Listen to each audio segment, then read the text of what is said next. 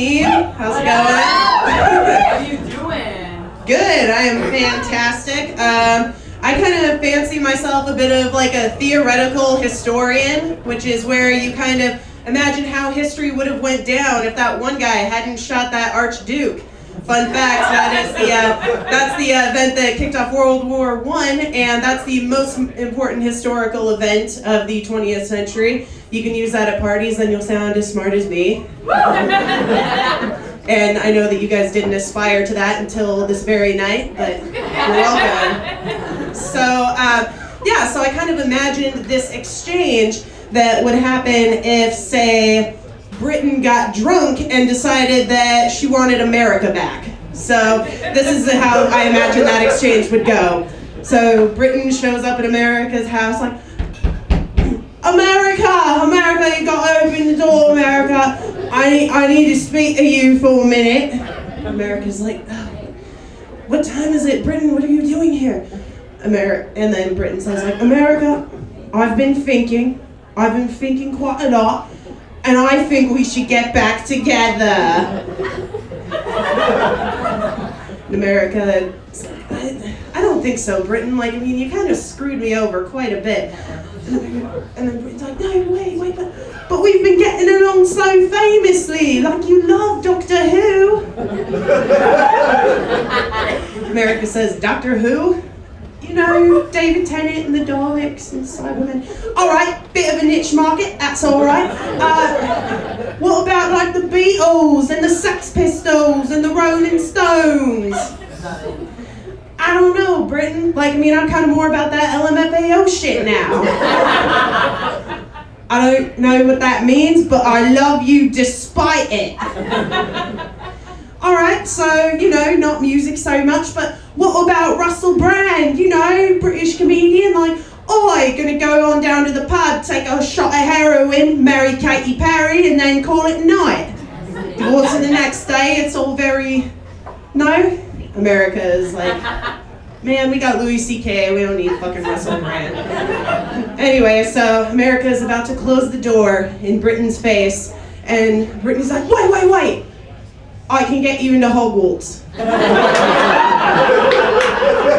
America, like, opens the door back up. Go on. I can get you into Hogwarts School of Witchcraft and Wizardry. America's like, that ain't a real place. Britain's like, no, of course it is. Britain's magical, got unicorns and goblins and the like. And America's like, let me get this straight. J.K. Rowling, not a fiction writer. Of course not. She's one of our most respected historians.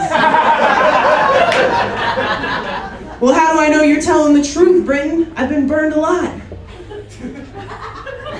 Your owl's already in the mail. Surprise.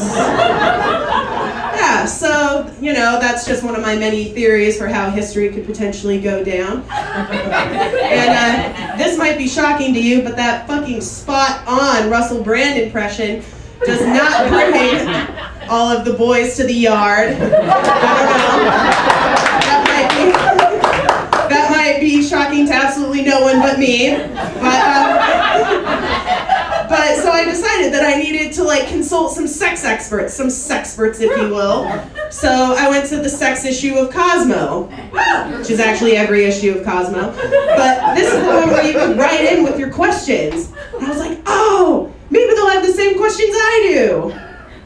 They didn't. Not at all. First question, right out of the gate. Dear Cosmo, how do I masturbate? Seems self-explanatory, but let's see how they continue. So they write back, you know, Dear Mystery Masturbator. What you're gonna do is fill up a condom with water, stick it in the freezer, and use that. Ice stick. It's an interesting proposal. Like, I mean, just a number of problems arise right away. Like, the first thing is kind of like a Christmas Story scenario. You know, when the kid licks the light pole and... Anyway, and then I just... Let it sink in. Okay.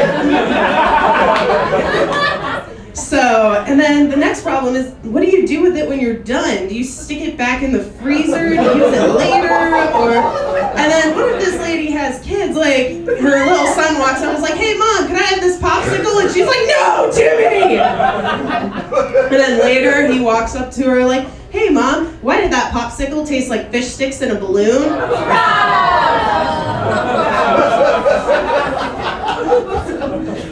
Yeah. So, we're getting to know each other pretty well. And I'm going to tell you a credo that I live by. It's pretty, it's something that I very much try to live every aspect of my life by. And it's to never leave any cheeseburger uneaten. And I have reasons for this. It isn't just that I like cheeseburgers. It's because I plan to travel someday once I start leaving my apartment on a regular basis. And, movies and television have conditioned me to believe that someday I will be stranded on a desert island. And so I don't want to be laying on this desert island with only rum to keep me company and... Drew would be there. But I don't want to be on this island and think like, God, fuck, I left so many burgers uneaten. It would have been just tragic.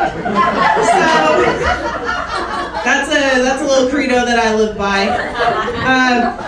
I don't know if you can tell from looking at me, but occasionally I get accused of being a hipster. Got the fresh kicks and the Ferris Bueller shirt. I've been accused of being a hipster, and so I start to wonder, like, am I HIP positive? I get worried. So I went to my friend Steven and I said, like, God, Steven, I'm worried. I might be a hipster. He was like, Fallon, there's a fine line between being a hipster and a geek. And I said, I have no idea where you're going with this. Go on. And he said, and you crossed that line when I found you with a Spider-Man comic book and an ice dick. Thank you guys so much.